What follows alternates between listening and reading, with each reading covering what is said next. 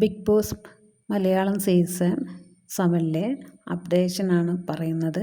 ഇന്നത്തെ ലൈവിൽ അനീഷിൻ്റെ മാറ്റം എല്ലാവരെയും ഞെട്ടിക്കുന്നതാണ്. അതായത് ലാലേട്ടൻ ഓരോ വീക്കെൻഡ് എപ്പിസോഡിലും പറയുന്ന കാര്യങ്ങളിലെ അതേപോലെ അനുസരിക്കുന്ന ഒരു സ്വഭാവമാണ് നമ്മൾ കാണുന്നത് അനീഷിൽ.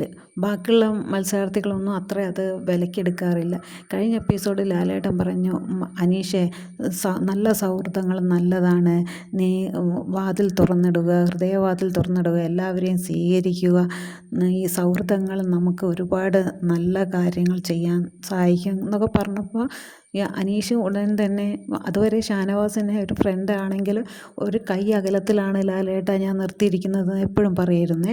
ഇപ്പം അന്ന് തൊട്ട് നല്ലതായിട്ട്, അന്ന് നമ്മൾ നോമിനേഷൻ എപ്പിസോഡിൽ തന്നെ കണ്ടതാണ് അനീഷ് പോയിട്ട് ഷാനവാസിനെ ഹഗ് ചെയ്യുന്നതല്ലേ. ഇന്നിപ്പോൾ കാണുന്ന എന്താണ് ലൈവിൽ, ഇത് അനീഷിനെ പിന്നെ അനുമോളുടെ ഷോൾഡറിൽ കൈയിട്ട് നിൽക്കുന്ന രംഗമാണ്. ചിരിച്ചുകൊണ്ട് ഷാനവാസും അനീഷും എല്ലാം ഷിയാസിൻ്റെ കൂടെ നിൽക്കുന്ന രംഗമാണ് നമുക്ക് കാണാൻ പറ്റുന്നത്.